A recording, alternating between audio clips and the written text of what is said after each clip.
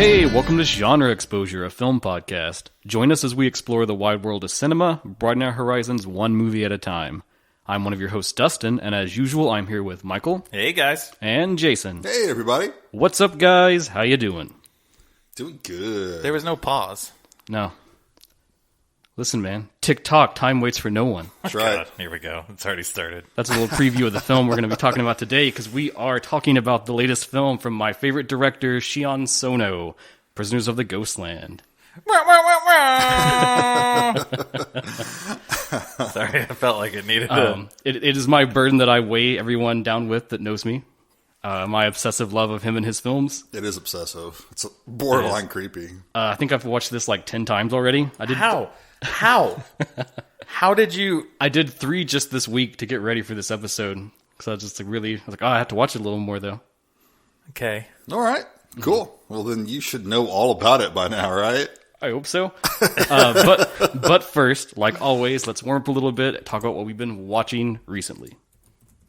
Mine also stars Nicolas Cage, so depending on how you want to do that. Yeah, I watched another Nick Cage movie. What was it? I watched Pig.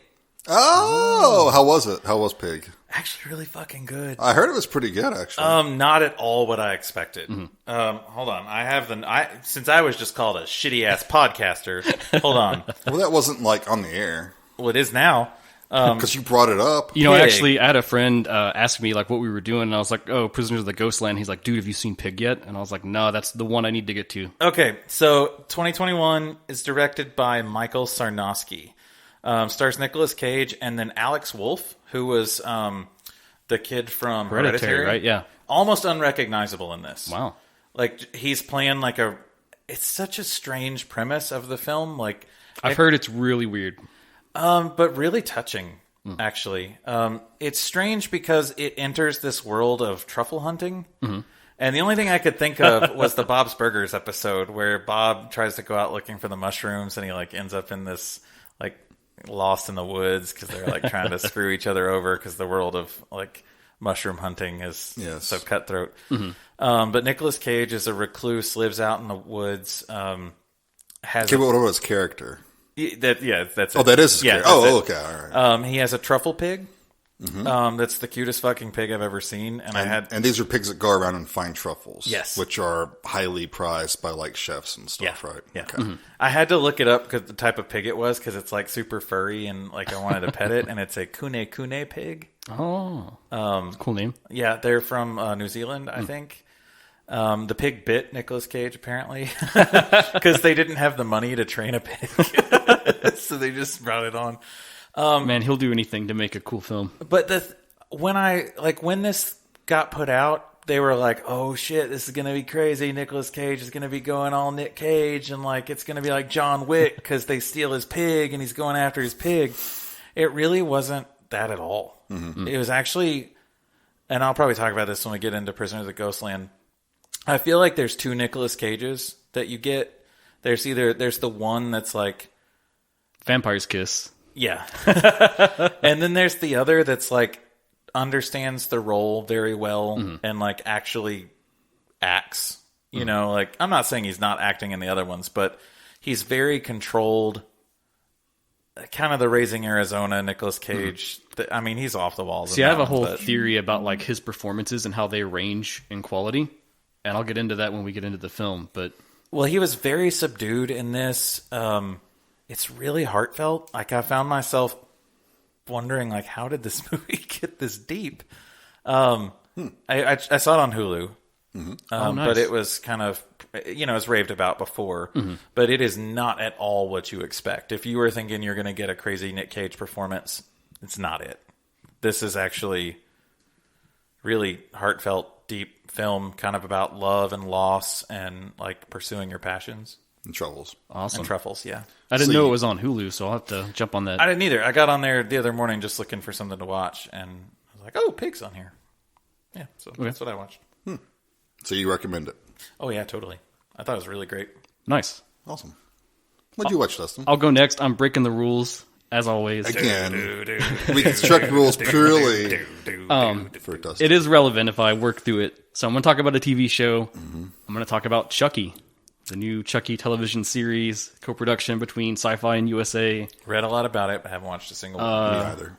Don Mancini at the wheel. Mm-hmm. All the old cast back in it.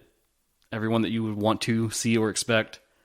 And I really loved it. I quite liked it a bit. Yeah. I have a few hang-ups and some little like quibbles. Mm-hmm. But overall, it was like a very enjoyable experience, very fun. There's about 8 episodes, and the first half is kind of like focused on this new story where it's like a new kid. He finds a good guy doll. It's Chucky. It just feels like almost like it's sort of like one of those modern like reboot, but also a sequel kind of things, where it's just like they go through everything, But they have this whole like background plot of like Andy's going like cross country all over America trying to track down like every good guy doll and destroy them, because this is still like in continuity with all the films. So the last film, Cult of Chucky, if you know it, you know that he got this new ability that he could like split his soul and control multiple dolls at once. That was actually a good movie. Yeah, and so this picks up like right on that, and it keeps rolling. So with it's not like we're being told that we have to ignore everything past the first 2. That is one thing I respect about the Child's Play franchise, is that they've actually kept And it's going. funny because like they downplayed the bad ones like Seed. I mean some people like Seed of Chucky and I respect that, but a lot of people that's kind of the worst one in the series. And they like reference it lovingly, but they don't really like go deep with it being relevant. Right. Like he mentions he has a kid at one point, because the main character Jake, part of his like storyline is he struggles with like he's gay and his father like doesn't accept that about him. And Chucky's whole angle in this with the kids is like he's trying to manipulate them to turn them into serial killers like he is. Okay. And so one of the times he tries to reach out to him, he's like, "Hey man, I understand. I got a kid of my own. He's gender fluid." That's pretty good. Nice. And eventually, like all the old cast turns back up. So of course you have Tiffany, and they acknowledge the fact that she's in the body of Jennifer Tilly, which also is a thing that happened in Seed. Right. Convoluted story. Convoluted, super crazy. They do a good job of explaining everything. If you've been out on Chucky for a while, they say enough that you're like up to speed.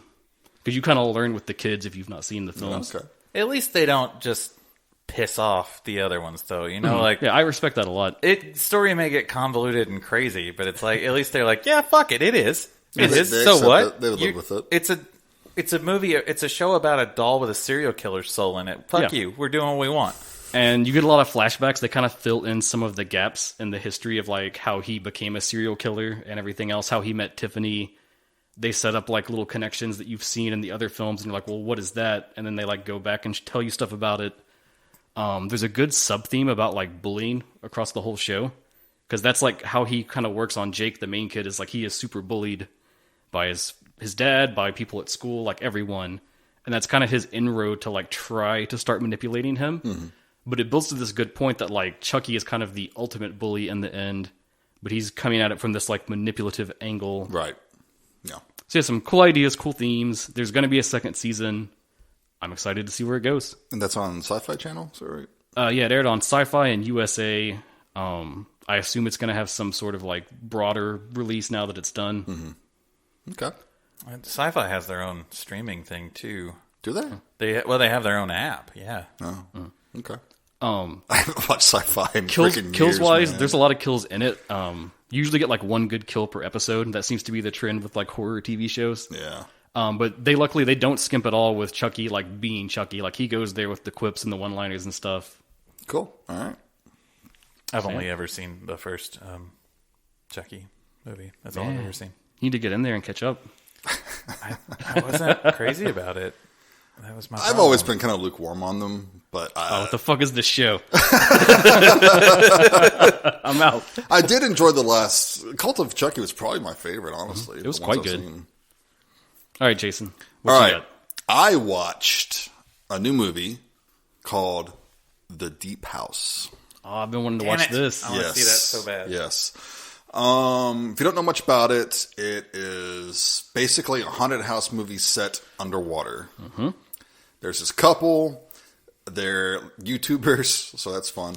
And they go to all these, extreme locations. Extreme. Old asylums and shit like that. And they hear about this new place. There's supposed to be this town that was buried underneath a lake, to create a reservoir and all that stuff. And they find it, and they go down, and they investigate.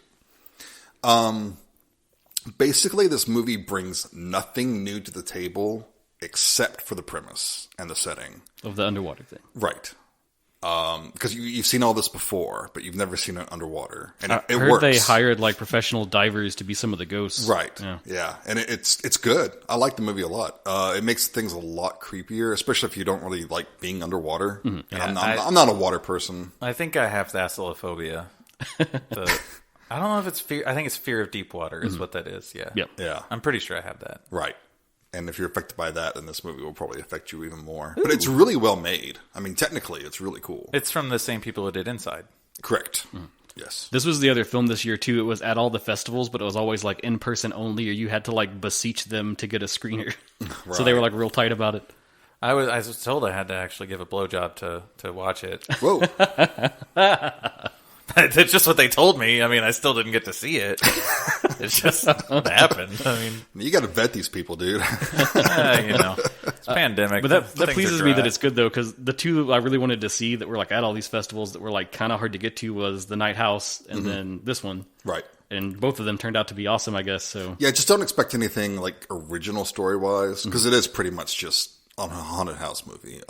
There's some verbal nods to Lovecraft.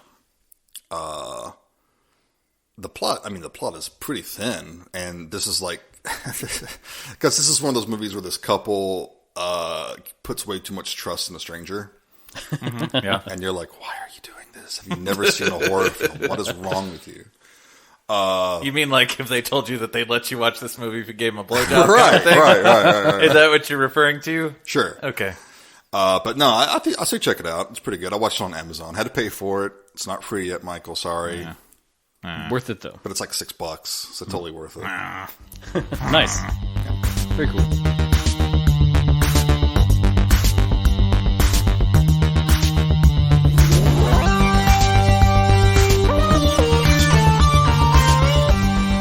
All right, so today we are talking about Prisoners of the Ghostland, Sion Sono's latest film, his first technically quote-unquote American movie. And I thought there's nowhere better to start than with a quick go-over about this director and who he is and kind of a bit of his filmography, because I am obsessed with him, and you will eventually, on the course of the show, through the years as we go, hear about him a lot. Strap in, people. Strap in. I want to say that we actually said you could take a shot if Sion Sono was mentioned. So you might God. We'll just take one shot for the whole episode. Yeah, you might just ought to take it a little easy. Call your designated driver if you're not home. One. Yeah. So Sono was born in Aichi Prefecture in 1961. He's had an interesting life just outside of film in general. At the age of 17, he ran away from home and ended up falling in with a cult, which is actually a big inspiration on one of his films, Love Exposure, which is often seen as kind of like his greatest work by a lot of people. Is that the 4-hour one? Yeah, it's the 4-hour one. Fuck. So, which is amazing. It actually is a really good movie. It's 4 hours. I know. It does not waste a second of your time, though. It didn't feel like 4 hours. I mean, even the extended editions of Lord of the Rings aren't 4 hours. Well, the thing is like if you watch it, and you will one day because I will make you, when you look at it and you say like, okay, let's cut this down, there's nothing you can cut because it all like layers on top of each other. Surprisingly, it does work pretty well. Yeah. If Jason will say that, and you know Jason. Yeah, I don't like long movies typically. I mean, they have to earn it. They have to be long for a reason. Earn it. They do. I'm sorry, So, Love Exposure does. Very nice. So Sono started his career working actually as a poet, and he was involved in a lot of other things. He's done like painting. He's been in like weird art collectives where they've done like street performances and stuff. But kind of as a teen and then going into college, he made some short films on Super 8 and some like student movies. And those are actually out there. You can watch them. They made a collection. I think it's called the Before Suicide Collection, where it's sort of all his earlier student films and like very initial works that he did. Is it on the YouTubes or something? It's out there. It's a weird thing because they released it in Japan, and I remember when the marketing came out for this, they were like trying to get like different distributors to pick it up to release. And no one in America ever snatched it up, and I was like, God damn it, why? Oh, that's not surprising. It's very niche. But they finally got an English release, and I think it was a weird thing where it was like on iTunes, and you could buy them digitally in parts. I think like a British company or some European company had the rights, and they had them with subtitles. And I don't even know if they're listed anymore now. I'm totally out of like the Apple economy anyways, so I can't check. But in the interim of that, they've like filtered onto YouTube and other places too. So if you go hunting, you can find them. Okay. Do I have to go to the dark web or anything? Yeah. So technically his first full feature was Bicycle Size in 1990. After that, he went on to do several other indie projects and shorts all throughout the 90s. Most notably was this epic, very lengthy film called Bad Film, which was a thing he worked on with that art collective he was a part of.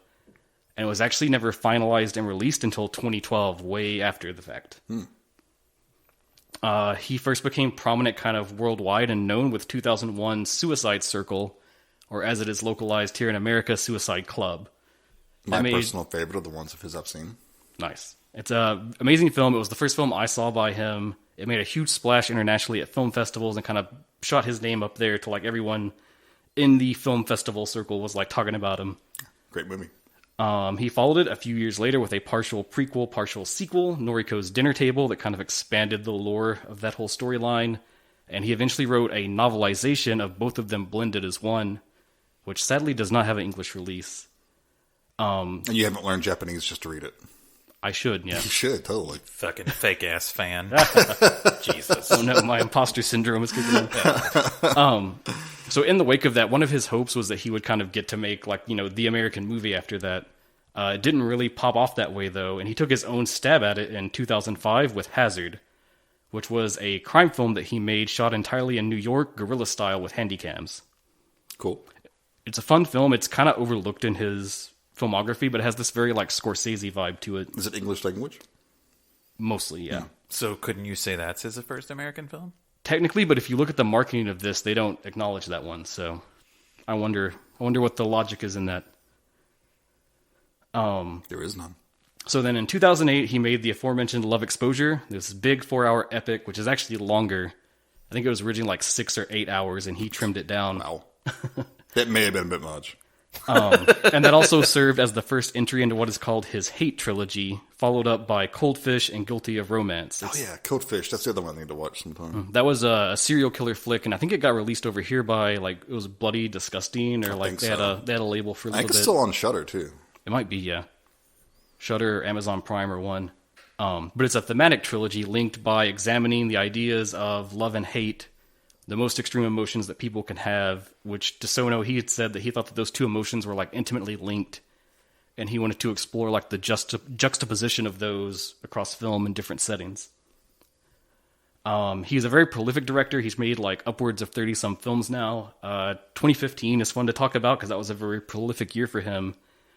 In that one year, he released 5 separate films. Shinjuku Swan, which is sort of like a Yakuza-ish like crime thing, based on a manga. Love and Peace, which is almost like a family film kind of thing. You've seen that, Yeah, Jason. I saw that one. Yeah. Tag, which is a J-horror film. The Whispering Star, which is like this slow, kind of somber, like sci-fi drama. And The Virgin Psychics, which is almost like, what would you call that? Like a raunchy, like almost sex like a comedy. teen Oh, I sex saw comedy. that one. Yeah, which you've seen, Michael. I subjected that to you. I was saw that amazing. one. It was fun. funny. Yeah. Which It is was funny. actually a theatrical adaptation of a TV show that he worked on. So yeah, he's gotten around and done a lot of stuff. He's hit the streaming world in 2017 with the miniseries Tokyo Vampire Hotel, which he did for Amazon Prime.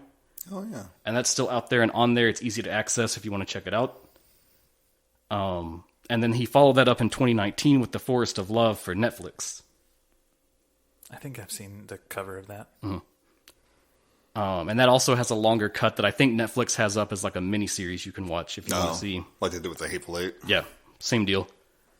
Yeah, so that's a quick run through his filmography. There's so many other films that are amazing and that I would like to talk about, but I don't want to spend the whole episode just on that, so there's a big overview with a few highlights. Yeah, nobody wants a 4-hour podcast. He's hit almost every genre, I think, across his filmography, which is one of the things I really like about him, is that he doesn't ever get like pigeonholed into one little, like he has stylistic elements, I think, just about him as a director, but he never like stays in one lane with anything. Right. Which is cool. That seems easier in places like Japan too, though.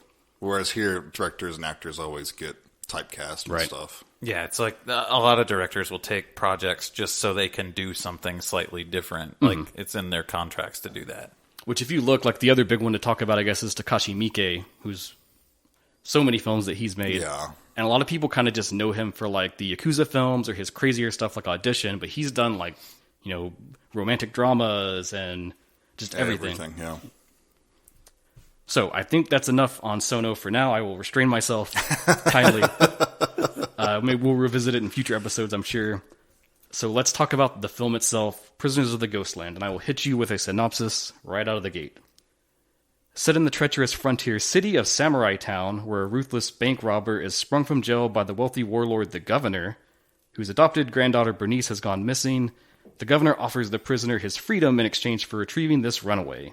Strapped into a leather suit that will self-destruct in 3 days, the bandit sets off on a journey to find the young woman and his own path to redemption. Okay. Sure. That's one way of putting it. Yeah. That's somebody who didn't actually watch the movie. Yep. Summarized it. Someone that's paid to basically what write. It's kind of there. I mean, yeah. All those things are true of the film. They are true. So, like we do with anything, let's start with the name of our show. What genre is this film? Fuck if I know. I think it is action. Mm-hmm.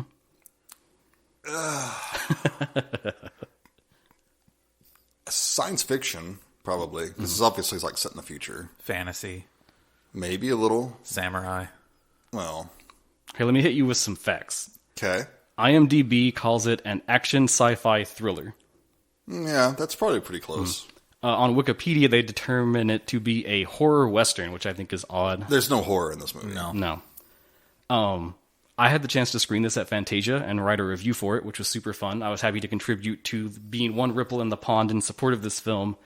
In my review, I called it a radioactive psycho western, which is not an actual genre, but it felt It should be. it felt truer to what this film was than Yeah, that's a good description. when you look at it, I think you see elements of sci-fi with like post-apocalyptic cinema. You see Jitageki films, samurai epics, and you see a lot of Western tropes. Mm-hmm. Heavy on the Westerns. I still don't know what happened in this movie, so I'm gonna heavily lean on you all to explain it to me. We will briefly go through some of the events in the film. A little bit of background on the film before we go deep. So this first got announced like the latter part of 2018, and it was hyped up. It was his, Sono's English language debut, quote unquote. Let's forget Hazard, I guess. They super leaned into the Nick Cage angle because he's been on just a monumental spree of awesome movies the last few years. Has he? Debatable, I guess. I think you could say he's been on a spree of accepting who he is in films and just doing it. And XYZ Films is actually involved in the production on this, which is the fourth time Cage has worked with them. And so in the past, he's worked with them on Mom and Dad, Mandy, and Color Out of Space. Okay. I did enjoy Mandy and Color Out of Space. I liked those a lot. Yep. Two very different Nick Cage performances, though. Oh, yeah, totally. But both fairly subdued. Yeah, I don't know. Did you call Mandy subdued? His performance is fairly subdued. For Nicolas Cage, I'm saying. Yeah, that's that's great true. on the curve. He didn't go balls to the wall or anything. Right. Okay. Anyway. Early 2019, they had most of their cast compiled, and then tragedy struck as Sono had to have emergency surgery following a heart attack. Oh! And it immediately pumped the brakes on the film, and it kind of went into a limbo of like, what's going to happen? I remember that day because I was very stressed out about it, as you might imagine. I could imagine. He pulled through, though. He's okay, but it really like impacted, like they wanted to shoot everything in America and do this like bigger production, and that kind of like really put a halt in that. That's interesting. I think that may attribute to some... And I think that colors how the film turned out. Yeah, big time. That makes some sense now. Okay. Eventually, what got decided, and Cage was actually the big one that pushed for this, is that he wanted to move the production where they were going to shoot in Mexico to Japan so that it was easier on Sono and kind of like adapt the story to fit that locale a little more. But because of that, different people in the cast dropped out because they didn't want to go to Japan for it. They had other engagements. What's their problem?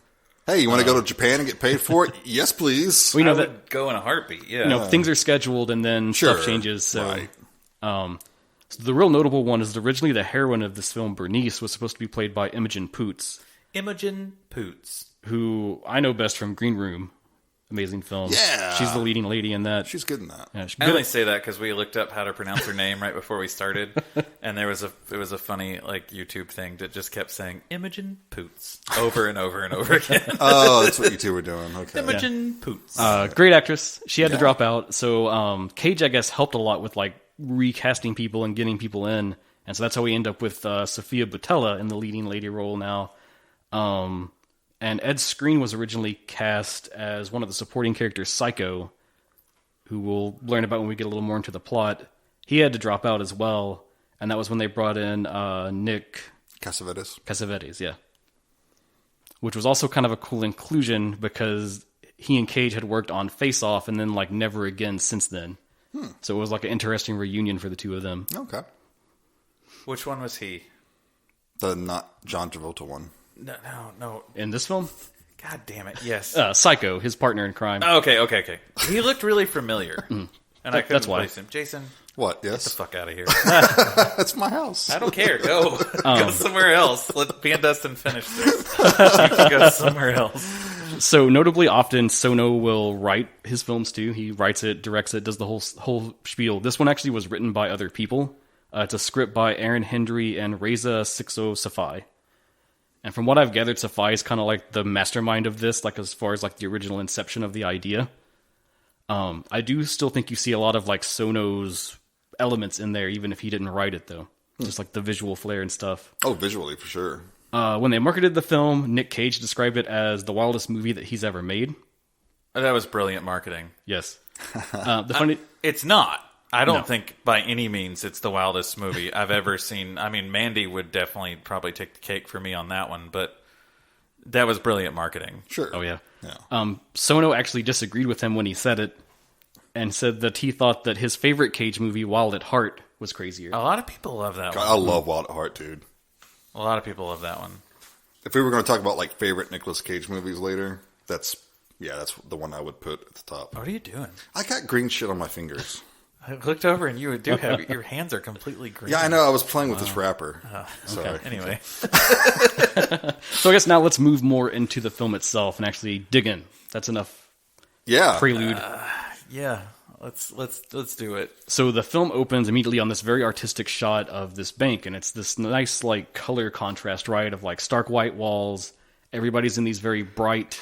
Very kind of pastels and everything. It's like a giant gumball machine because Right. a gumball machine features prominently in this scene, and everyone is dressed like those gumballs. I get that now. I did not pick on that in the initial watching. Little interesting metaphor, This Michael. is if going to you be can- it's going to be an interesting episode for me. It's going to be very enlightening. So it's very serene, very quiet, and then immediately the door bursts in, and you've got these two bank robbers that rush in, Nick Cage and Nick Cassavetes. Cage is never really named in the film. He eventually gets referred to as Hero by a lot of people, so that's kind of the name you go with for him. And Nick's character is just referred to as Psycho. Yes, which is exactly the name of the partner you want to team up with for a bank heist. And it's this great contrast of like the serene silence of the scene, and then they burst into it like max volume, shouting Yeah. immediately, like, put the money in the bag, Unhinged Nicolas Cage at that point too. Like, going full blast. yeah. And you notice there's something weird about Psycho, and he's kind of staring at this little kid at the gumball machine. And the kid just, offers him a gumball, and then it seems like he just loses it and starts to shoot or something. Yeah. Because we don't see the whole scene, it kind of cuts. Right. Right? Well, it looks like he's going to shoot him, but Nicolas Cage steps in and at least we don't necessarily see if he does shoot him or not. But he's Right. like, "You gonna fucking kill a kid?" It's clear. It's a bit of that vague setup at Yeah. the start. Yeah. So then the next thing we see is this samurai town, the setting, one of the predominant settings of the film, which is this weird mix of like a Wild West town and like a samurai It's a very cool feudal set. Japan era I like city. It feels very anime. And I actually wanted to mention a film here when we talk about the aesthetics of this movie and this whole like Wild West meets samurai epic thing. Mike in 2007 made a film called Sukiyaki Western Django. Yeah, And that's actually one of the closest films if you want to get the same tone as this. It doesn't have the apocalyptic elements, but just that like samurai westerny vibe. yeah. That's one film I super thought of with the visuals in this. Not the visuals so much, but the basic feel. Also reminded me of Peace Hotel. Did you ever see that one? I actually haven't. Directed by Ka Fa Wei. Has Chow Yun Fat in it. It's basically, it's like a Western, pretty much set in Japan. Interesting. I'll have to look that up. Does Italian fat kick ass? Of course he does. He's giant fat. What else is he going to do? I don't know. Yeah, but it's this neat thing too, where it is like, kind of like a feudal era place, but also there's like neon lights everywhere, and Right. signage and stuff, digital signs. Immediately you kind of get the impression that it's dystopian, set in the future. Mm-hmm. And it kind of pans through, and we see it's almost like a red light district kind of thing, because they've got like the women dressed up as like geishas in the windows, just sitting out there. Mm-hmm. And we meet one of our main characters, Bernice, played by Sofia Boutella, and she's running away with her friends. Yes. We don't get a lot of context for why, but they hop in a car, they take off and start driving down the road out of the city, which that's kind of another like break in things, because everything looks, like in the past mostly, and then they get in a car and drive off. Right. So that's another tip off that you're in some sort of like dystopian time, right, where things have kind of like reverted back. And there's just a little bit of dialogue to kind of get you like what's going on. They're running away from home. One of the girls with her kind of remarks like, she says, "Are we free? Is this what it feels like? We've never been out of the city before." And she kind of replies, "No, I think it feels much better than this." So they're obviously running away from something. We don't know what. And if they're forced prostitutes, I think that's the impression you that's get. the impression, yeah. And then they kind of cuts again. There's this weird light, and she wakes up in this weird, like ruined city place. It's like a giant junkyard. It looks like a big junkyard, which is the titular Ghostland, as we learn later. And she shouts, "I am not a prisoner." I think, right? Kind of I'm like a free man. I'm not a number. I'm a free man. So then we kind of start to get into an actual like narrative that builds. We've got Hiro, our main character. He's in jail. Very typical like Western jail sort of thing too. You got the dudes in like the dusters with the rifles, patrolling around. Yep. And they come and let him out because the governor is coming to talk to him. But Nicolas Cage is in a diaper, by the way. Which is great. Well, it's like what a sumo wrestler wears, basically. Isn't it? I didn't know. I'm sure they have a name. Yeah, I'm sure they have a name. I don't know what the name is. I don't either. And I'd be concerned if you did. Why? I don't know. The whole sumo wrestling thing, it's so weird. Okay. I mean, I don't want to be like cultural, that's stupid, that's weird. I mean, but it's weird. I mean, come on. Join us next year when we have our new host. Okay. So Nick Cage is being hauled out. He's being hauled out. As you say, the governor wishes to see him. Yes, he was played by Bill Moseley. The Bill Moseley. And he fucking owns this film. I was pretty excited because I feel like I saw him in the trailer, and then I forgot he was in it. I forgot he was in it too. And then he showed up, and I was like, "Oh shit, it's Bill Moseley!" Yeah, and then I was surprised by how big of a role he had in the movie. He was great. He was fantastic. He owns. He just commands the screen every second he opens his mouth. Good. Yeah.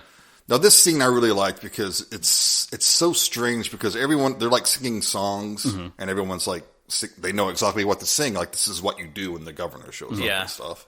It's clear that he's like imposed all of this on them. Yeah, they do this like rhythmic clapping and stuff. Yeah, very strange. It is, and of course Bill Moseley is being Bill Moseley. There's quite a bit of Otis Firefly in his performance, I think. And he's dressed like Colonel Sanders. Get that out of the way. So there's a girl that's in the car that's like clutching a robot. Mm-hmm. Has she been Susie? Has she been in Sono's work before? I don't believe so off the top of my head. It could very well be possible because that is a thing. He has like frequent collaborators that he will always use in his films when the schedules line up and stuff like that. She looked super familiar, but I couldn't place her. I wasn't sure. Yeah, it's Susie, and she's played by Yuzuka Nakaya. She has a very unique look, so I feel like I've seen her in something that you've made me watch. Could be. Yeah, but Susie, she clearly seems to have something wrong with her. She's a little like out of sorts. I mean, no more than everyone else in the film. I don't really think. I mean, that's like, pot meet kettle. And the governor kind of just lays it all out to him and says, you were this infamous bank robber. They say you've killed all these people, including a small child. My granddaughter Bernice has run away. I want her returned. And everyone says that you're the person to do it. They go full Escape from New York on him. Basically. Yeah, it's very much a whole Snake Plissken. Which that's another thing I wanted to bring up because when just the synopsis of this film came out, everyone was kind of just like, oh, so Sono's doing like his version of Escape from New York. Yeah. Which I wonder if they had shot it in America, if it would have more of that vibe. Maybe. Possibly. Perhaps. I don't know. I don't know if changing the locale would change the whole dynamic of the film, because it's still like a crazy fucked up dreamscape. So, you know, like, whereas Escape from New York was very grounded and everything was very gritty. Yeah, no, it is a gritty movie. I'm not sure that even the script for this movie would even come close to doing that. But as a thing I think it's important to note is that like a lot of the key central characters are almost like mythic entities in a way. Like, you know, Cage doesn't have a name, he's just hero. He is the hero of the story. The governor is sort of this evil force that's like dominating and controlling the area. He is the governor. Sure. He doesn't have any kind of like name or like deeper personality to him besides just this imposing presence that he puts out. It's all essentially the Odyssey. You know, like, but how many stories are the Odyssey? Like, everything is the Odyssey eventually. So join us next time for Odyssey Exposure, where we break down all films that are based around the Odyssey. So they bring out this special suit to put the hero in. Yep. Nice black leather, which the governor notes that he loves, of course. And it's got little bombs attached to them. Yes, there's bombs on his neck, bombs on his arms, and bombs by his balls. I love the way the governor says it, too. He says something like, the testicles. Yeah. On your testicles. But basically, these are all to sort of ensure that he completes his mission. The ones on his neck are for he has so much time to bring her back. Right, 3 days, I think. And if he doesn't complete it, boom, he dies. Yeah. The arms are if he's going to strike or hurt her at all. Yeah. If he has the intention to hurt an unarmed woman, I think is what he said. It would, yeah. It gives a warning, and if he doesn't heed it, it blows up. And then, obviously, the ones around the gonads are if he attempts to, how shall we say, become sexually involved. Yeah. Which the governor says, I'll have her return to me unsoiled. Right. Yeah. And so, before we kind of leave out of this scene, I had a weird thought, and I think it's maybe just the insanity of me watching it so many times. Yeah. You'll notice all of the sort of women that seem to be under him, like that work at the brothels and stuff, they all have this like white face paint that just goes like around their chin and wraps around. That, yeah. And at first I kind of wondered, like, is that just a thing for this area? But you'll see other women in Samurai Town and they don't have it. It's only the people that are like directly connected to the governor. And the more I thought about it, it kind of matches his beard that he has going on. So I almost wondered if that was like a thing, like he makes them get that as like a sign that he owns them. Yeah, it could be. Little food for thought. Yeah. I didn't pay. I thit it was maybe just a weird makeup choice, you know? I saw it, but I didn't understand most of the movie anyway, so I didn't really. It's fine. Also in this scene, one of the songs they sing, they actually do a rendition of My Grandfather's Clock by Johnny Cash. Oh, okay. That's the whole one, you know, but it stopped short, never did go again when the old man died. No, okay, I didn't know that. That's cool. And it starts this theme that continually happens with the governor that I really want to dig into later, which is they keep associating him with time in different ways. Okay. So for now, file that in the back of your head. Why do you keep looking at me like you think I understand this? Because I'm going to blow your mind when we get to the end of this. You keep looking at me like, yeah, Michael, you got that part right. And I'm like, no. Got that, Michael? File it away for later. So yeah, they tell him to set out, go bring back Bernice by any means possible. When he does, they will give him the key to unlock the bombs and disarm them, and he can leave a free man. Yep. Absolved of his crimes. And this led to one of the there's a couple of really funny moments, and this was one of them. Because he gets in his car and he takes off. There's like this donut thing, kicks up all this dust, stops the car, runs out of the car and grabs this bicycle that's got a basket on the front. It's like a child's bicycle, and starts riding off on it. There's a really weird thing, too, because there's something about Nicolas Cage and bicycles. Because in the horrible Wicker Man remake, he steals a child's bicycle and is riding furiously on it. I wondered if that was like a reference, maybe. In Pig, he rides a bicycle with a basket on the front. And like I watched. Is there a pig in the basket, like wrapped in a blanket? No, he's looking for the pig. Somebody stole the pig. Man. Well, maybe it's after he got the pig. No. And then they start flying off, and you see them silhouetted by the moon. I'm not going to spoil the movie. EP, but it's a extraterrestrial pig. But it's a downer.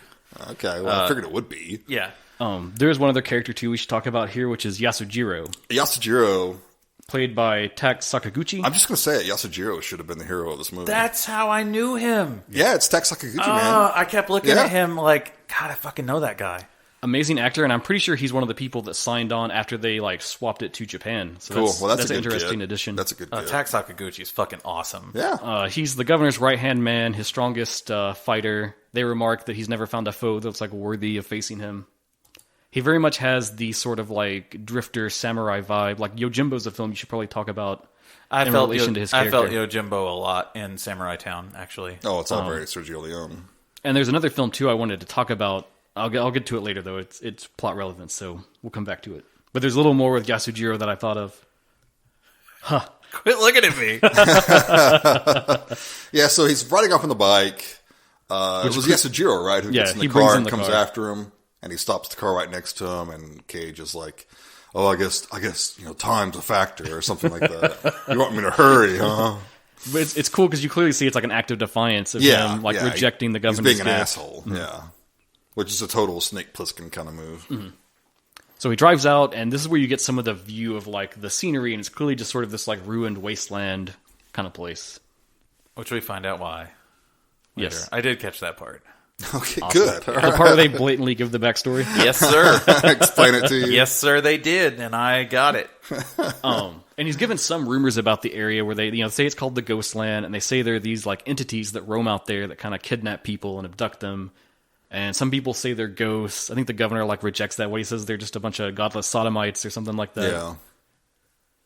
Yeah. So Cage drives out there, and sure enough, he encounters them.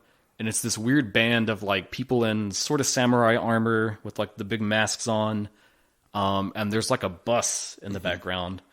And that's where we see this ominous figure with like a burned face. Yes. It seems to be their leader. And the next thing he wakes up and he's crashed kind of in this wasteland area. I think the dude that appears to be their leader the whole time that like they show him everything is kind of points to the what we have here is a failure to communicate guy. Cool Hand Luke. Yeah. The sheriff. Yeah. Kind of. I guess it's the Ray-Bans. I don't know. Must be. I don't know what else. I don't know. Wow, that's random. Okay. All right. And I love a lot of the weird visuals in the Ghostland itself where there's just stuff that doesn't make any sense. Like the area where he wakes up, there's a bunch of school desks, and each desk has a book on it that's opened, but they're just there. And the pages kind of blow in the wind, but... Yeah, sounds like the school system I grew up with. No one reads them. But when he finally wakes up, people have found him, and he's being sort of drugged into this little village that's out there. Yeah. Wheeling on the cart. Wheeling on a cart. There's another woman there. It's one of the girls that ran away with Bernice. Yes. You learn from her that her and one of the other girls were trying to like flee and run back. And she doesn't know where the other girl is, but she didn't make it. She didn't get past these entities that are out there. Michael, you look confused. Yeah, I mean, I know where we're at in the movie, but okay. I'm just, I'm so lost. So we meet a lot of crazy characters as he's brought into this place. I seem to do that with Sono films. Just break people. I must break you. I got the raunchy teen sex comedy. That one wasn't over my head. That one's pretty straightforward. That one I got. This one broke me a little bit. So notable people we meet Ratman, who's played by young Dias. Yeah, I was getting big Mako vibes from this guy. Yeah. From Conan the Barbarian. I got that. I did like his costume. He's a great actor. He's been in other Sono films as well.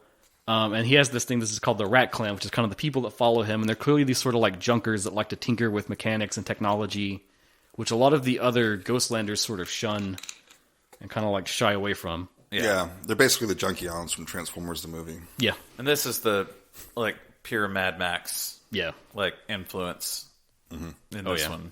It's very Thunderdome-y. Yeah. Wasteland Warrior thing going on. No Tina Turner. Sadly. And I love it too because they have the big, like, they're called decotora in Japan, which is decorated trucks, where it's the big semis and they super lavishly, trick them out with like neon and paint and everything. Of course that's a thing in Japan. Of course. Japan is... Well, it's a thing here, but I mean, they take it like everything else. It's usually just Trump flags on it here, though. But so he's brought in, and he's kind of given some info about this place. They say, the people that come here, they're brought by those entities, and they're trapped there, and they can't leave.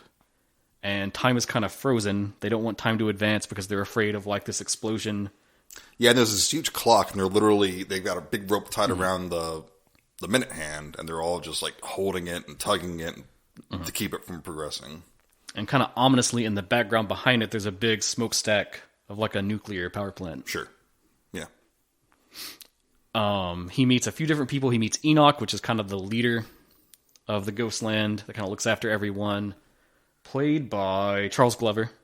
Yes. Good job in the role. He has this little like study that somehow survived everything that's happened, and he sort of like reads stories to people and kind of just runs things there. We meet this weird, like he looks like a Wild West like gravekeeper or something. I don't remember his name because they don't focus on him too much. Oh yeah, me either. But you learn that when people are brought there, they kind of lose something that's important to them.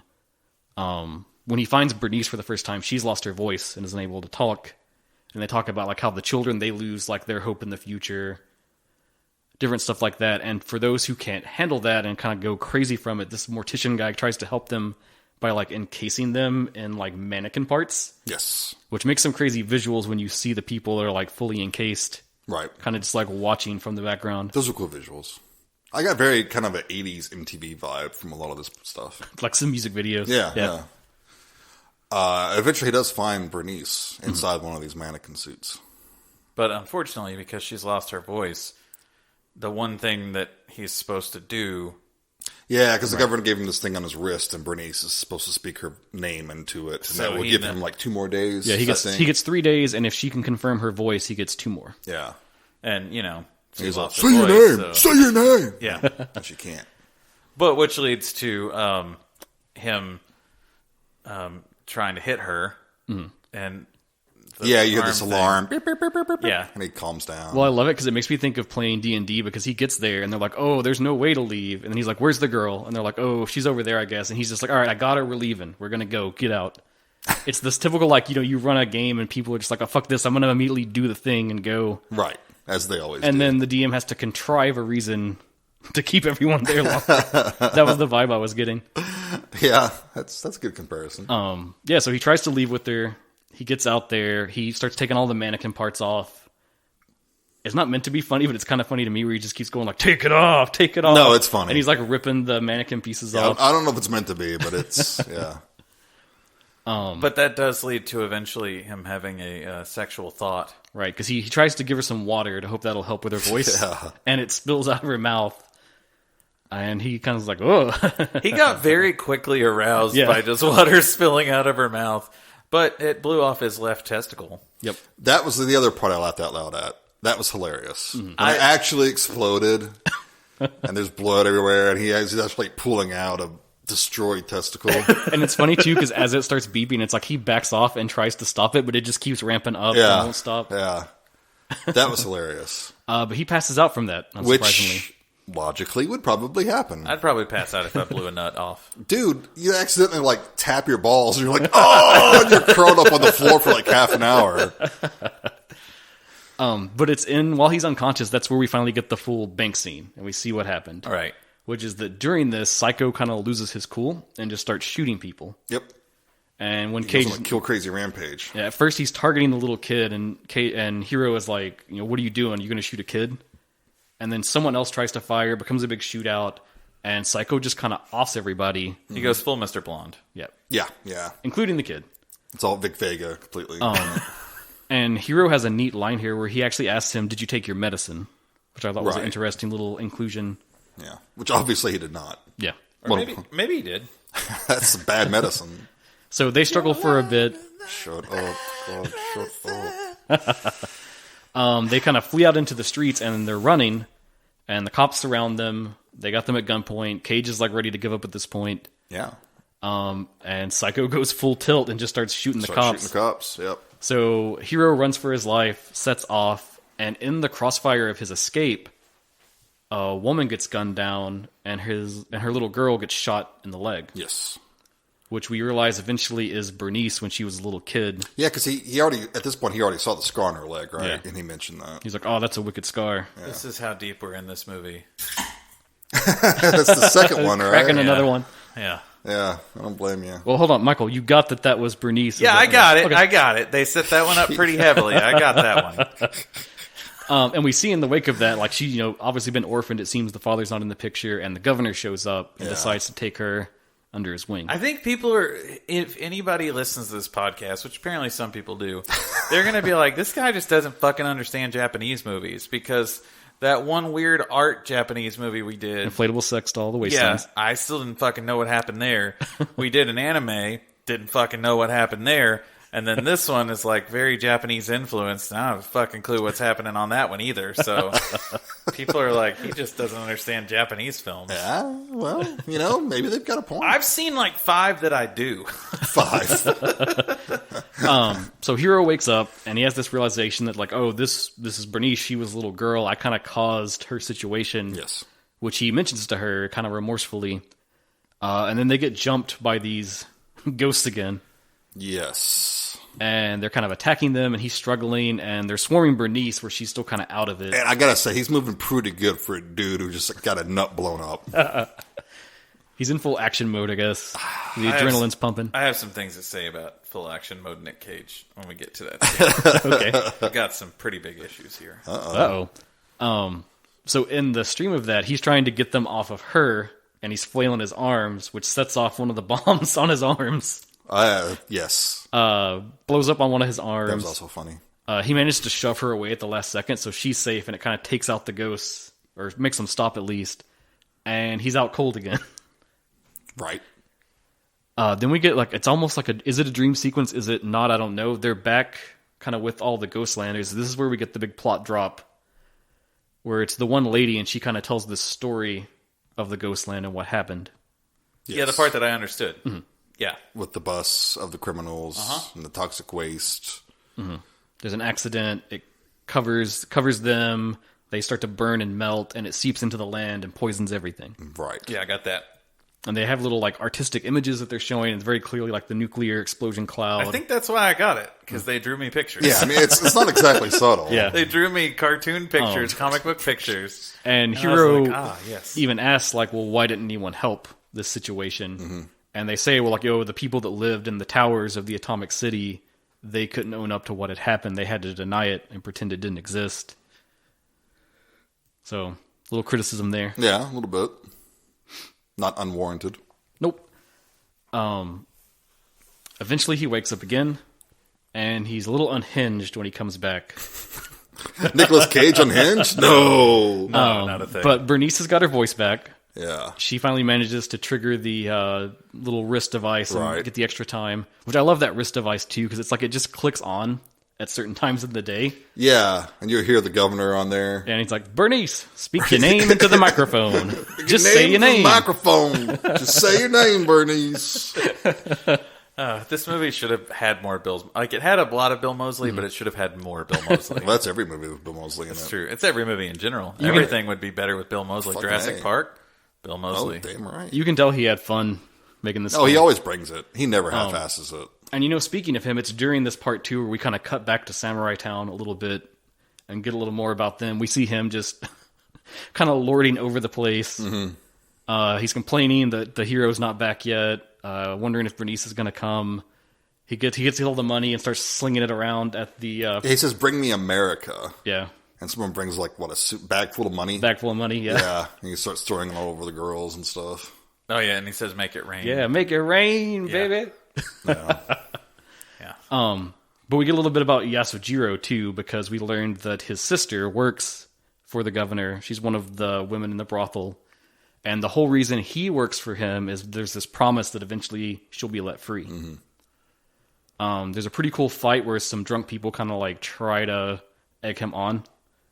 He just offs them. Of course he does. Because he's Taksakaguchi. Yeah. Oh, yeah. Which has one of my best kills in the film that I really loved, where he knocks the guy into the paper lantern. Yeah. And then he slits his throat, and the blood just, like, fills it up. Yeah, spilling inside the lantern. That was cool. I like that a lot. There were some really good effects that looked really planned out. Like, you could tell that they were like there was vision for them, and then there were others that were like, well, I mean, any samurai movie where you have like 10 guys coming at one, you're going to have that awkward kind of stunt choreography. no, but like, Or do you mean like the actual effects? the effects, like the kills and stuff. Like there's some that seem very planned, and like placement of the camera is perfect so that you get the artistic look, and then there's others where camera placement, but I guess it fits because it looks cartoony, you know, like when it's very obviously like a pipe shooting blood, Right. and the angle that it's put at lets you basically see that it's a pipe shooting blood. But it also, I mean, No, I can see that criticism. as frustrating as it is, it fits because nothing is how it should be in this place. It's that hyper stylized violence. Yeah, I think it's true of a lot of his films is he kind of goes like steps beyond where it reaches past reality. To me, it's almost like a hyper reality in a way, but I see a lot of people do compare it to like feeling like an anime when I've screened stuff for people. Yeah. Also in this segment with the governor, there's more remarks about him. Like they compare him to Time. One of the girls says, "You are Time." And when he's wondering about like when Bernice is going to come back, he kind of torments Susie again because he shouts for her and he's like, "Oh, come sit on Grandpa's lap," and she's like, "No way." And then he's like, "Is Bernice going to come back?" And she's like, "Yeah, I know she will." And he kind of like just shouts at her, and that's the line I referenced earlier. The TikTok "Time waits for no one." He like keeps shouting at her to like repeat it and say it along with him. That she was going to be his clock now. Yeah, he says, "You'll be my clock now." That's when it gets into full like Otis Firefly mode too. Yeah. Just like right in her face, you know, say it, tick tock. Great stuff. So Hero's reawakened. He's had these visions. He goes back into the Ghostland to get with everyone. And he's like, "Hey, this is over. We're going to get out of here." We're going to get out of here. We're going to go to Samurai Town. And he says that while he was asleep, he had these visions. He says that he often dreams of the people that he's killed and that it's haunted him. But this time they spoke to him and told him he had this purpose, this thing he had to do, and kind of like explained, you know, what needed to happen. Which when he first showed up there, a few of the Ghostlanders talk about a prophecy. That's where he even picks up the name Hero, as they say like, "Oh, you know, one day this person's going to show up with thick red blood and they're going to lead us out of here somehow." So some people are for it, some are against it, and he kind of links up with Ratman since they're all into the technology, and he wants to sort of fire up every vehicle that's there, and they're going to storm out of the place. Sweet trucks. So we get the typical like action film montage, Getting ready, preparation all the thing. cars together and stuff. This is where one of my issues comes in. Let's hear it. Yeah, Because go I ahead. knew it was going to happen when he puts on the football helmet. I was like, fuck. He's going to wear that thing. Well, and they ended up doing it because when we come back to Samurai Town, there comes a big fight scene. It's like probably the biggest action scene of the whole film. But I guess I'm just trained now to notice that like when a character puts on a headpiece or a mask, it's just a directorial plot so that you can sub in a stuntman to do the work. Well, that helps too. But it happens in almost every film. Like when somebody puts on a mask, you're like, oh, that's a stunt person doing that work. It's cheaper. It's easier. I get it. But whoever did stunt doubling for Nick Cage did not mimic his motions at all. Like Nick Cage was so stiff in this movie. And whoever was his stunt double was like doing cartwheels and fucking shit. And I'm like, come on, guys. Like at least somebody mimic his movements so it doesn't feel like I'm watching someone completely different. But it's also, I mean, because Nick Cage is not... He's not the dude's pushing 60. Yeah, he's not the spryest. He's not... And that's one of my criticisms, too, because he's not intimidating in the least. Right. I don't think. I don't buy him as an action hero type person. Maybe that's part of the point. I don't know. I don't know if he's supposed to be. I think he's sort of like an unlikely that hero. Could be the point. That could be the point. But then there's films that take characters like that and do choreography that fits that character. Sure. So like Ash from Evil Dead Army of Darkness. Like all of his choreography fits the character. They never go outside of what the character could do. And that's one of the things that really kind of irked me pretty bad about that fight scene is that the fights didn't fit the character. And I don't think that's Sono's fault. That's his action choreographer's fault, whoever did that. They came up with something to make it look good and be exciting. But to me, action, and I think we talked about this in our very first episode, action needs to tell a story. Right. Yeah. The story needs to go with the action, and I didn't feel like it did at all. Which that's the thing for you. You really hone in on, I think, with most stuff you watch. And I tend to get taken out of stuff really easily from that. And it frustrates me that I do, because I don't want to. I want to just accept it for what it is. Right. But as stylistic as the whole film was up to that point, it just kind of felt like a huge oversight. And I'm not sure if it was just because something was bugging me too, and I think you're onto something there. I don't think I realized it at the time. I think you're right. I think that it's just because I think you still could have pulled off a really cool fight scene, even if you did choreography to match Cage's movements, because you already saw Cage be kind of visceral, right? As a character.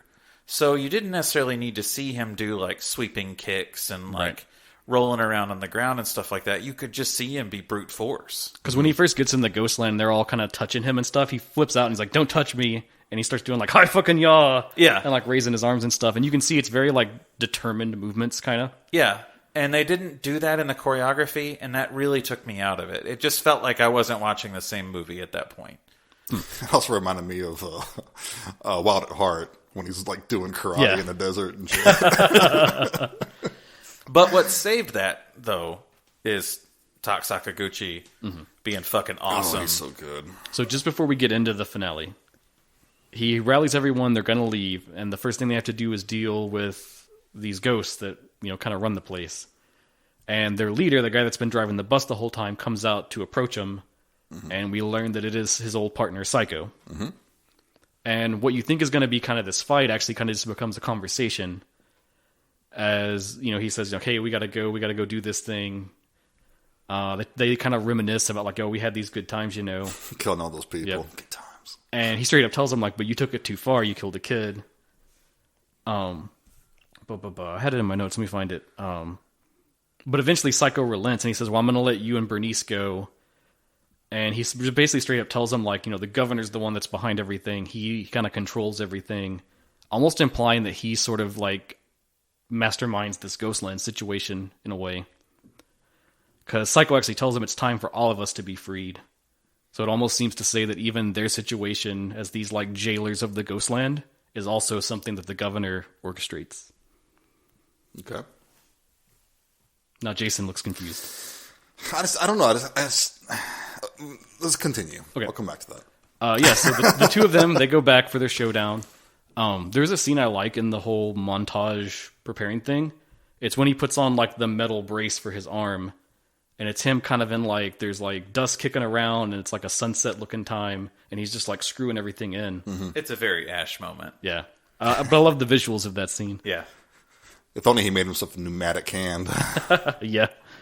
Well, and there's part of the thing that irks me is that it was set up to remind you, okay, he's got a fucked up arm. So we can't have him use that arm normally in an action sequence. So we're going to use story to tell his movements as to why he's going to move like this and use his arm like this.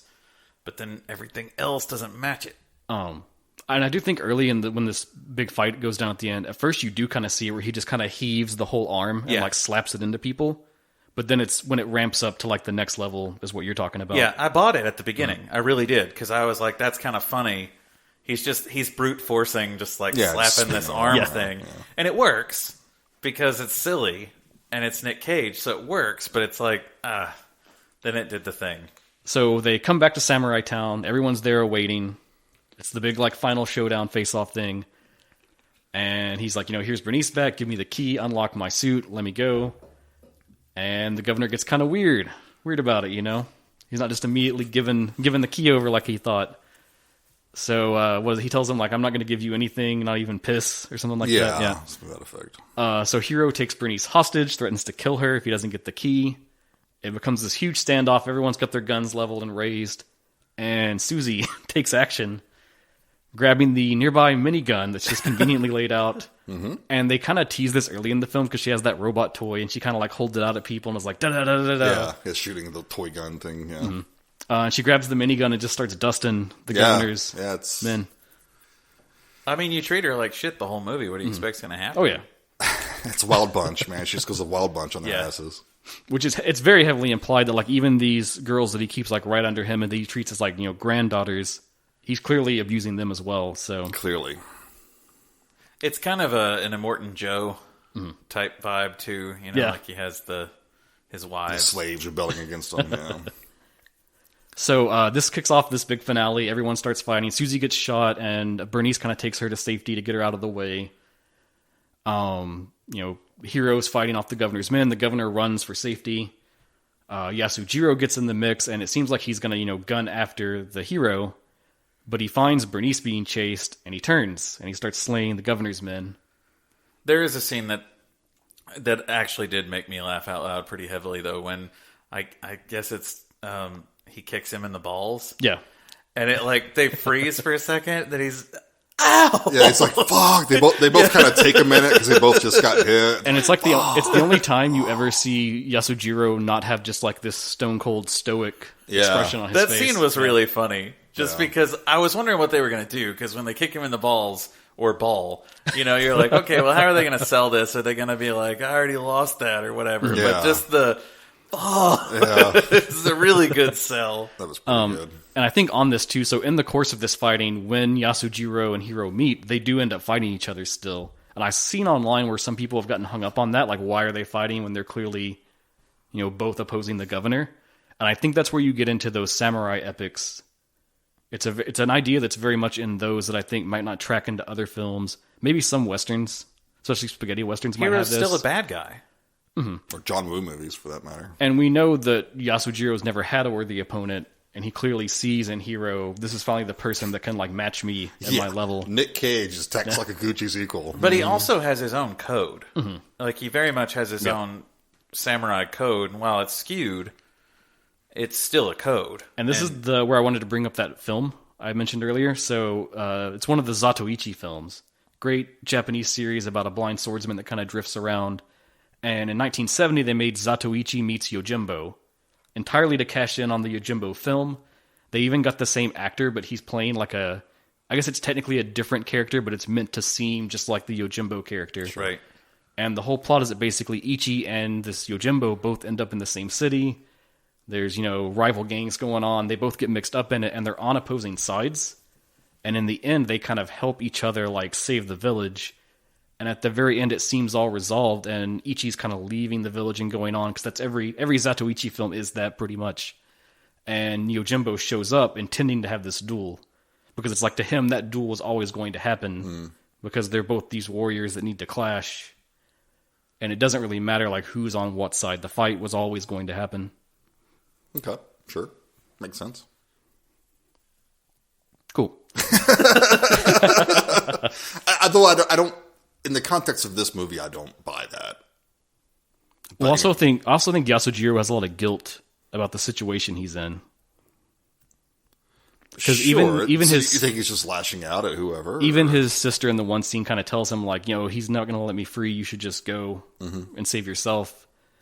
So I think in a way maybe he wanted to die. Maybe. But that's one of the... Okay, let's finish up. That's one of my problems with the movie as a whole. I feel like the characters aren't really rich enough to warrant that sort of reading. But anyway. So in the mix of this chaos, the governor finds Susie. He's trying to take her and go. Come to Grandpa! Come to Grandpa now! And there's a great scene before this too where he goes to get his money and the girls are all just running off with it. Yeah. And they're done with him now that this chaos has happened. Right. So everything's falling apart for him. Bernice tracks him down, has a gun, and we get this final confrontation where he kind of just demeans her once more, one final time, and she just guns him down. Yep. There's a goof in this scene. I think she shoots 7 times. Oh. She's got a revolver. I was counting them, Yeah. and there was more than 6, Yeah. but I didn't care. There are some 7 shooters. Yeah, so a lot of 22s have 7 shots. it definitely wasn't a 22. It but looked like a 6-shooter. yeah, Look, it's a futuristic weapon, right? Could be. sure. Yep, so Nothing Yasujiro... else makes sense. If that's Do your whatever the biggest problem from this movie... fuck- do whatever the fuck you want to do. I don't care. Yeah, so Yasujiro dies, the governor dies, his control on everything kind of slips and breaks away. One of the little kids from the Ghostland had followed them to kind of report back. the little kid rushes back and it's like, oh, the governor is slain. The governor is slain. The hero won. That's right. And they mention, time can finally move again. They finally let go of the rope. The clock starts to tick again. And when it ticks up to like the next time, it kind of just all crumbles and falls apart and collapses. It blows up. Yeah, it explodes. Blowed up. Super cool. And then we get this final shot where they're in Samurai Town. Things are kind of bustling again and they're just hanging out. And we kind of just get this like little hopeful coda that's like, oh, things are going to be all right. Maybe now. So the only thing that got me through this movie... Oh, God. How did you feel, Michael? No, I said that wrong.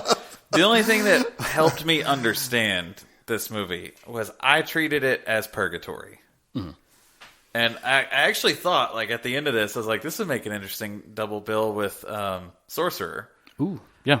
Because that's it's almost how I viewed the way the cuts were at the beginning, that basically we get the standoff or whatever, and then I view it as like he got gunned down. Right.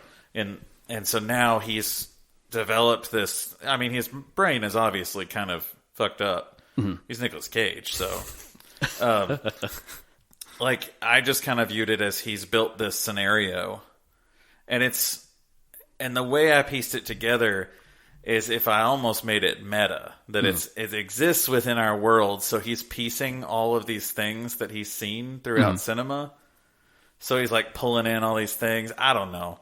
That's how I played it. I don't think the film really gives me any reason to warrant that, but that's how I squared it with the weirdness that I watched. And within the film itself, the Ghostland is kind of a purgatory in itself. It's like this liminal state where they can't go anywhere and they're just stuck there kind of waiting. And it's like he needs to atone for what he's done, kind of a thing. Like, everything was so fucking weird and out there in it that I had to square it somehow. So here's my time thing, and then we can get into final thoughts, I guess, and wrap up. So I think there's an overall theme of time about this film, like the idea of time. Because one criticism I have seen on this film that I do think is pretty valid is it's not very deep. It's kind of just, a straightforward action film. And if you know Sono's filmography, he usually makes really, really deep films. Not always, but a lot of his, if you like, the majority of the ones that are really popular, they are very, very heady, very complex themes. Right. You walk away and spend, forever kind of chewing over them. And this is more of a straightforward action flick, which is fine. But I do think there's a little kernel of something here. And I don't know how much is at the script or stuff that he's put in or what. But so they state that the governor controls time. They refer to him as time itself. And I think there's a thematic kind of theme or tone in this film about that, where you've got the Ghostland, and it's this void where everyone's frozen in that state, stuck there, and they've all got something taken from them, or they've had some kind of tragedy. Hero is stuck in the moment of the bank situation. This kid got killed on his account. He's haunted by the deaths of those he's killed. He has regret and remorse for it. Bernice's life is totally dictated by the governor, and she's been abused. She's kind of frozen in this situation. Yasujiro wants to free his sister, and his only avenue is to work at the behest of the governor, and he's stuck in that situation. And so there's this real theme of like people that have like problems or these traumatic things, and they are like frozen. For them, time is stopped. The same way that the big symbolic clock in the Ghostland is hung there like that, and they're not letting it advance and going forward and trying to move forward. And I think in a way that kind of says a thing about like how people can kind of fall in these loops of where you have a problem or some kind of thing you're dealing with or a traumatic event, and it feels like time freezes over and you can't really move past it, and you're kind of stuck up on those emotions or maybe even the fear of what going forward means. The same way that in the Ghostland they fear letting the clock advance. Yeah, no, that works. I'm curious as to, there's some things that feel, and especially knowing that Sono didn't write this, there's some things that feel like they're hinted at, that it makes me wonder what got cut. Like what was the original script? Like the fact that part of Hero's outfit is that he can't hurt a woman makes me think that there's something in his past that he's abused, or whatever. That part felt a little like there should have been something more behind it. Yeah, that's a question of like, is it his rap sheet or is that just the governor's mentality being projected? I don't know. There is a tie-in comic. I've brought it. It's out here on the table. It's very, very short. It doesn't really add anything to the story. You just get to see some of Hero and Psycho running around before everything happens. and then it ends on that bank scene. So Okay. nothing plot relevant, kind of fun. I guess it was just a little scene that was kind of dropped out of the script. Yeah. And they made it as a comic. Pretty cool, pretty fun. Last question to pose before we wrap up. Yes. Is Nick Cage a good actor? Let's talk about this. Because I have a theory. He can be a good actor. He can be a good actor. I think he needs the right director to rein him in. That's what I was going to say. And also that is my theory, actually. And the material, too. I think if he doesn't really care about the material or if he's not invested, he just does the wild, crazy Nick Cage stuff. I think there's a thing that people overlook because they put so much emphasis on the actor, is that, and if you listen to true actors talk, they choose a lot of, like, I think of Willem Dafoe. Dafoe, when he talks about film, is like, God, you could listen to him for hours because he's so passionate about film itself and acting. And he talks about choosing projects because of the director. Because I want to work with this person. I want them to see what they'll bring out of me. And I think that we get lost because, like, Hollywood doesn't like that. You know, Right. Hollywood wants... They want their movie stars being the exact same. They in want every The movie. Rock to be The Rock. Like, Tom Cruise to be Tom Cruise. they're not going to do anything different. Yeah. And so I think the truly great performances throughout cinematic history come from a great director saying, that's the 100th take, but it's still not right. Oh, yeah. You know, like, they really see the vision that they have, and they're going to bring it out of that actor. Yeah. And I think to me, that's how Cage is. I think he's incredible, and I think the thing is it's all based on who is at the helm on this. So, like, if they know how to utilize what he brings, and it's a role that's kind of meant for him to work in, I think it's amazing, and they can really draw out something awesome, like Mandy is a great example. And then when you get someone that either, like, they don't know what they're doing, or they just got him because he's a big name, and it wasn't really a role that's very fitting for him, you kind of just get... you get, like, the Wicker Man remake or something, you know, where it's just... Right. It's a mess. Yeah. And I don't ever really think it's his fault so much as, like, the production that's around it. Well, I think some people know that when they bring Nick Cage in, they get the audience that's just going to watch it because it's Nick Cage and they're wanting to see the crazy. He's been subsumed by that wild, crazy Nick Cage. It's the same thing that happened to Christopher Walken. Right.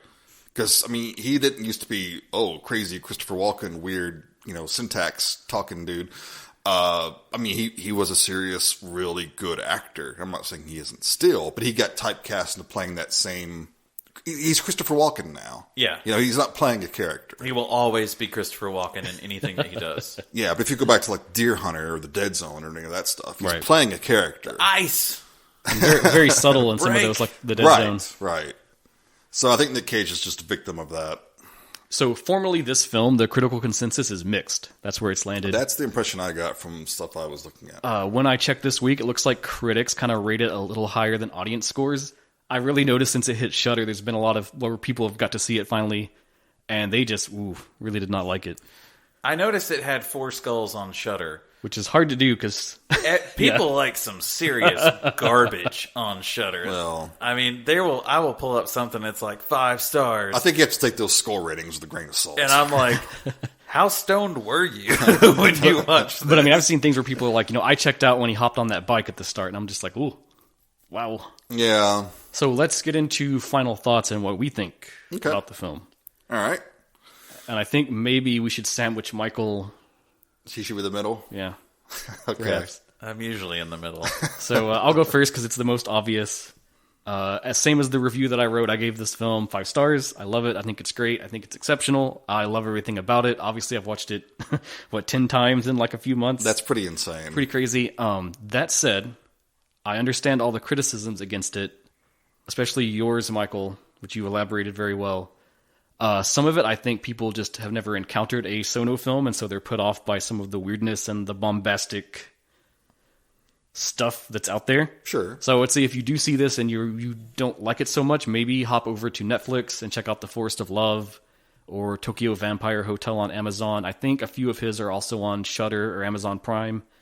So maybe sample another 1 or 2 of his before you slam that door shut. But yeah, I love everything about it. That said, though, in the like pantheon of Sono films, I would never put this like top 10 among stuff he's done.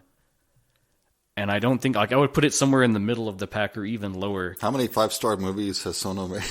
I don't know if I've ever rated one less than 5 stars. But I'm saying that in the scheme of that, if I run them against each other, I don't think this one is very high up in the pack. Okay. So I will give that to... What makes this a 5-star movie for you? I really loved everything about it. The tone, the vibe. I love that it's this mashup of like Western, samurai, and post-apocalyptic film. Okay. Sometimes I know what you're going to love, and sometimes I'm surprised with what you love. So it's just, but I like that about you. It's one of the things that, you know. Oh, you were really surprised he loved you. Well, yeah. I mean, I'm surprised when anyone loves me. And we learned from our recent stat checking that my film picks trend the worst among our episodes, which is interesting. Yeah. Maybe a lot of our listeners are like me, and they're like, I don't fucking get it. I don't understand it. Yeah, I love it. 5 stars. It's not the best thing he's ever done. He's done way, way better. I can totally understand all the criticism. I think you need a different star rating just for Sono. You probably have to go up to 10 or something for him. Hey, IMDb's for you then. Okay, maybe I'll have to move him into the IMDb category just so I can get that higher you can range. Get 10 stars. Okay. Why do so they now have 10 let's- stars? No one Oh, we're uses... sandwiching. So now let's right. No Sandwich one Michael. uses 10 stars. I don't know. You still heard about that. IMDb does. Because I tried to look something up again the other day, and it's like, how would you rate this movie? And I'm like, But fuck I off, get it, 'cause IMDb. people say on a scale from 1 to 10. I get it. By the way, speaking of being butthurt, I'm really mad at Letterboxd about this whole Chucky situation because it's not on there to rate because it's a quote-unquote TV show, but Squid Game is on there, and that is also a quote-unquote TV show. Come on, man. What the hell? What did you think, Michael, of Prisoners of the Ghostland? So going into it, I knew it was going to be bonkers. I'm also aware, like I haven't seen your favorite Sono films, but the Sono that you showed me was bonkers. So Which, by the way, Virgin Psychics is usually considered one of his worst by a lot of people. I love it, but I had fun with it. It was fun, I yeah. thought it was goofy and fun. It's okay to have fun with a movie. I was expecting Crazy Cage, which honestly, I didn't think that he was that crazy. he's more subdued. Yeah, he had some moments. I was really taken out from the action scene that I've gone into, breakdown of it, which I think is a little unfair to...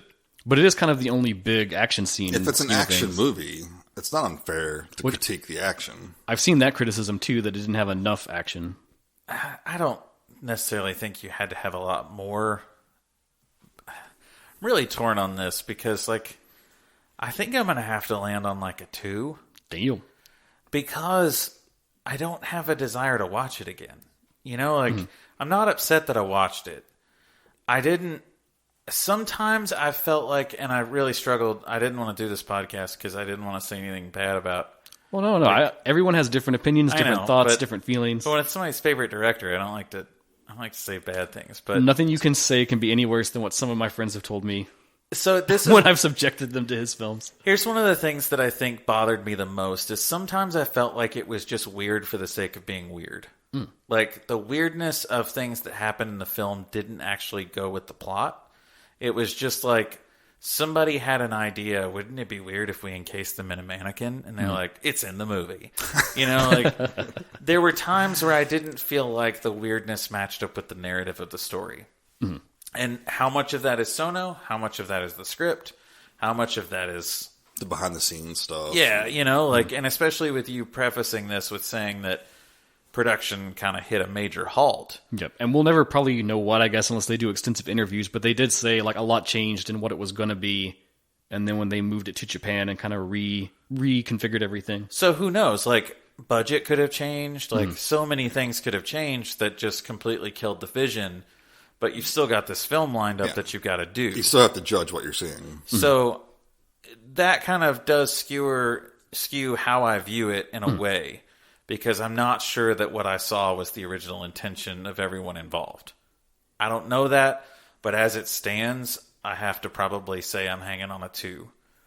All right. So, Jason, bring us home. I wanted to like this a lot more than I did. Oh, no. Yeah, sorry. Because I've seen some Sion Sono. I've seen his movies too. Some Sono movies, and I've enjoyed them. I'm not in love with him like you are, but I don't think anyone is. So that's neither here nor there. I think the biggest problem for me was I just never felt any investment in the characters or the situation. Like it all felt kind of like, I've seen this, I know where this is going. It didn't bring anything new to the table for me. I love Bill Moseley. That was awesome. That was the best part for me, was the highlight. Anytime Bill Moseley was on the screen, I was invested. He kind of just steals the show most of the time in any totally film. Does. It's like if you need an actor that can out-cage Cage, you call Bill Moseley.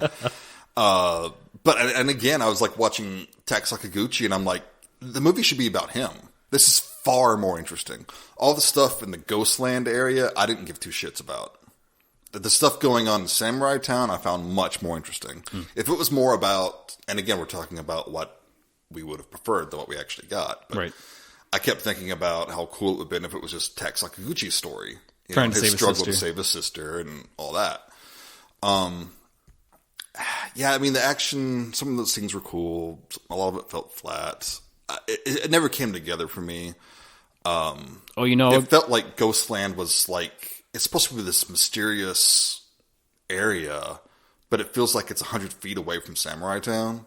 And it's like, how come these people couldn't leave at any time? I get no feeling that they couldn't have just Well, they didn't have cars, Jason. Well, the implication is the ghost stopped them. Yeah, but also, I wonder how much of of that is the budget, too, because we kind of only have like 2 or 3 set pieces.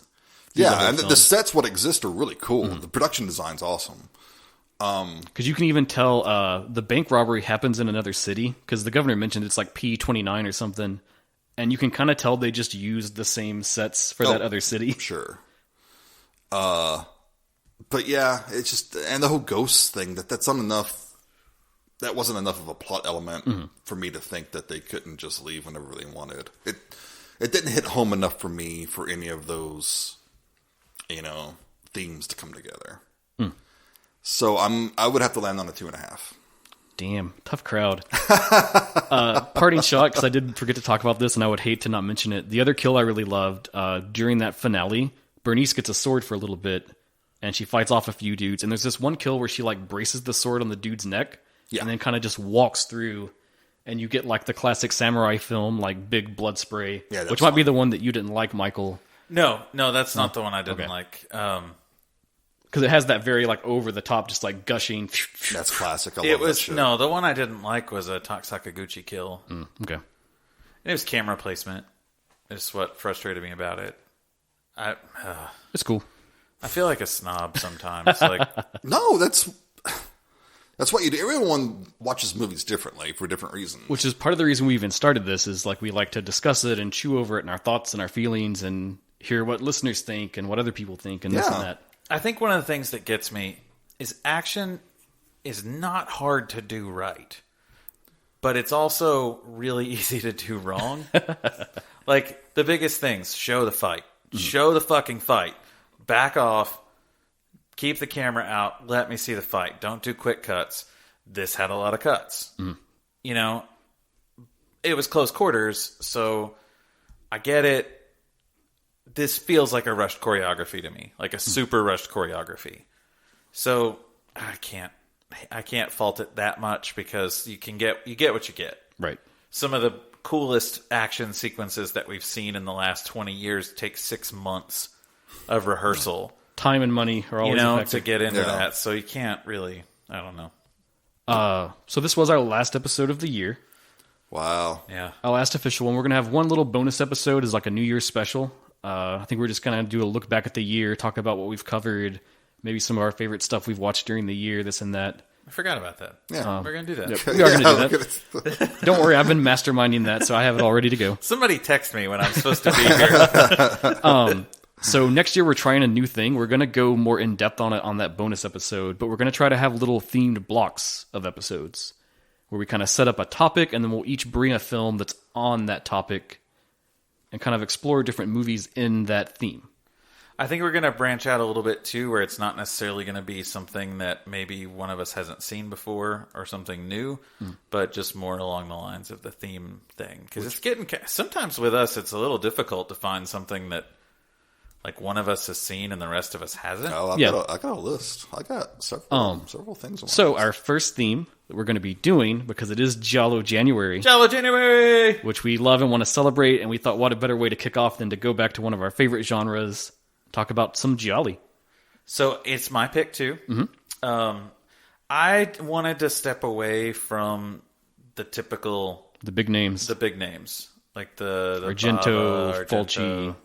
I wanted to step away because there's a whole land of Gialli films that are not those. Maybe some of them aren't great. But we even kind of branched out a little bit with Fifth Chord earlier in the year. That was what you say, Jason? It was like after you see all the greats, go see the Fifth Chord. Yeah. So I am going to branch into one that I've never seen before, but it's usually high up on people's lists of Gialli that you should see, by director Luciano Ercole. We're going to watch Death Walks at Midnight from 1972. Nice. I have the blue and I've not watched it yet, so this is a great time to dig in. I did do some checking. You can watch this on Tubi. Nice, another Tubi. So the same criticisms we had of Tubi before still apply with the commercials and shit. But if you don't have the Blu-ray like Dustin does, you can watch it on Tubi. Or we could all just gather up and go over to Dustin's house. Yeah. We can. We do have another slightly exciting announcement. We'll drop that on the bonus episode. Okay, I think. cool. Build some tension. Yeah, so make sure that you listen to the bonus episode because we're excited to let you know about this. Yeah. Do you even know what we're talking about, Jason? Yeah, I know what we're talking about. You had a look on your face like, oh, yeah, we totally have an exciting announcement. So, No, I know what we're talking about. Great. Okay. And thanks again for listening. I forgot what's my spiel. Write in. Let us know what you thought of this movie. Reach out to us on the socials. Prisoners of the Ghostland broke me. Apparently. And my brain is gone now. Thank you for listening. Thank you for all your comments, messages. Watch Prisoner of the Ghostland with caution. It might break you like it did Michael. Be forewarned. Hit us up on Facebook, Twitter, Instagram. Send us an email. Send us a raven. Yep. If you're sending us listener, if you're doing listener requests, we've got a bunch. We haven't forgot you. I know it seems like maybe we have. I think when we do these theme things, we're going to break that up with listener episodes as like the gaps to kind of that'd be cool. A little cool down from our topics. Yeah. Sweet. So they're coming. Don't think we forgot you. I forgot you. They didn't though. I haven't. I keep on top of it. Don't worry. Yeah, there's a couple I'm really anxious to see. I usually just wait until someone texts me and tells me it's my pick, and then I scramble and I'm like, So 2021, pretty cool, awesome start. Thank you for all the time you spent listening. If you've tuned in at all, even if it's just for one episode, we appreciate it. Guys. Means a lot to us. Absolutely. I'll do my gushing on the last one. Yeah, on the last one. All right, so thanks for listening, and hit us up, genreexposure@gmail.com. I think I can finish it off. Okay. Mm-hmm. Okay, you ready? Yeah. Mm-hmm. As always, you've been listening to Genre Exposure. Thanks for listening. Bye, everyone. Take care. Bye.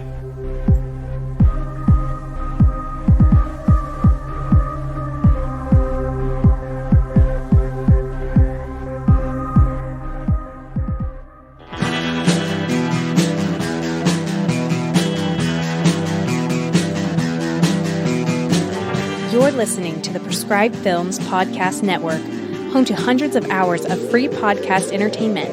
The shows on this network all have a common goal, providing you with the best discussions about movies and other forms of entertainment media. The PFPN hopes to fill your earholes with audio joy. Visit our website with links to all the other amazing shows at www.thepfpn.com. Thanks for listening.